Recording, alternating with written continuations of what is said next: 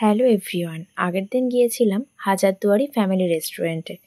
রেস্টুরেন্টটা বেশ অনেক দিনই হয়েছে ওপেন হয়েছে, কিন্তু যাওয়া হয়ে ওঠেনি, তাই হঠাৎই প্ল্যান করে চলে গিয়েছিলাম। যারা যারা ভাবছো যাবে তারা একদমই দেরি না করে তাড়াতাড়ি ভিজিট করে নিও।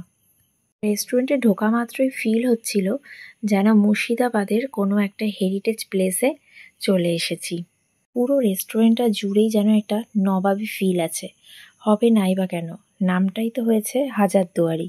ঢুকেই বাঁ দিকে বেশ সুন্দর বসার জায়গা ছিল। ঝাড়বাতিগুলো দেখুন কতটা সুন্দর।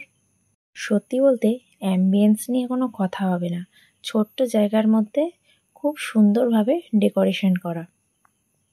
আর এখানে সবথেকে যেটা বেশি ভালো লাগে সেটা হচ্ছে এই গ্লাসগুলো। একটা যে জিনিস সবথেকে ভালো লেগেছে সেটা হচ্ছে ওয়েলকাম ফুচকা।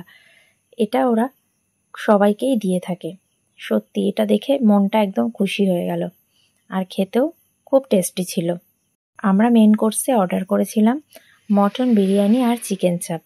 বিরিয়ানিটা নিয়ে কোনো কথাই হবে না, চিকেন চাপটাও ভালো ছিল।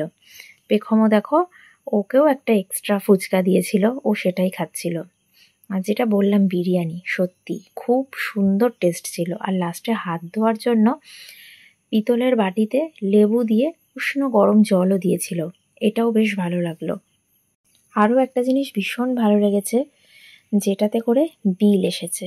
সত্যি এটা একটা নতুনত্ব জিনিস, ভীষণ ভালো লেগেছে। ওখানে কেমন লাগলো তার উপরে একটা সামনাসামনি দেখলাম, ফুল সেকেন্ডের ভিডিও করেছিলাম। আর আমি নিয়েছিলাম হচ্ছে মটন বিরিয়ানি আর চিকেন চাপ, দুটোই খুব ভালো ছিল। আর স্টাফদের বিহেভিয়ারও ভীষণ ভালো। চলে আসার সময় আবার পেখমকে একটা বেলুনও দিল। সত্যি স্টাফেদের ব্যবহার ভীষণ ভালো ছিল।